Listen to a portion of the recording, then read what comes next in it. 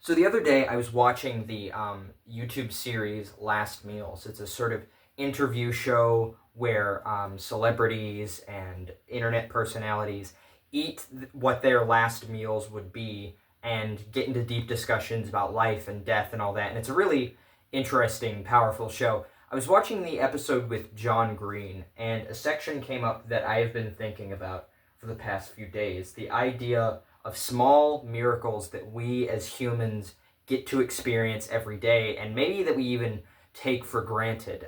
In the Last Meals episode, they discuss Diet Dr. Pepper as something that had to go from a strange idea to something that is now bottled and available for the average person to drink. And Diet Dr. Pepper is lovely, but this is not a YouTube channel where we talk about Diet Dr. Pepper.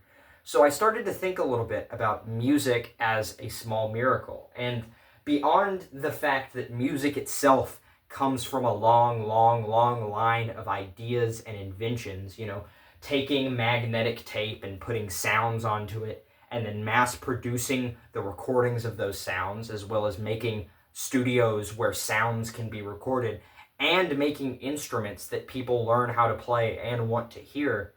There's beauty in that. That is, to me, a miracle of sorts, that we have gone from the days of chants and bards to pet sounds and Madonna albums and hip-hop. It's crazy to me.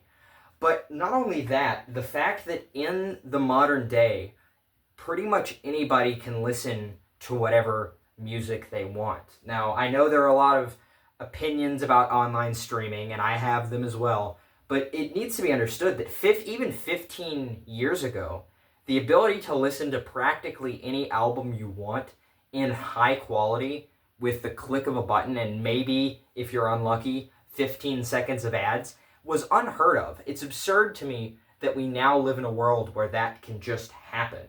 There are so many people listening to so many new things that they wouldn't have been able to hear.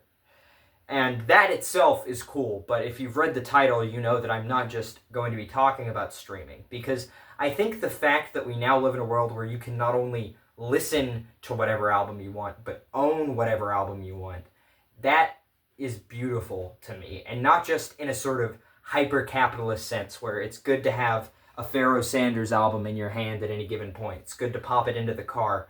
But in the sense that this album, which if my dad was my age, would have been nearly impossible to find where I live, or where most people in the United States lived. Not a very popular album, very much ahead of its time, something that was not printed nearly as much as it is now.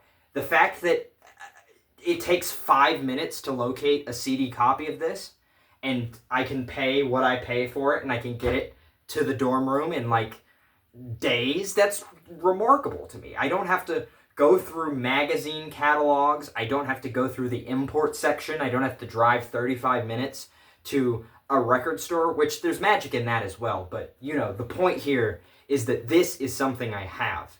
And it's not just something I have, it's something I can share, right? Because the real miracle of CDs and the real miracle of music and art, in my opinion, is the fact that I can share it with people.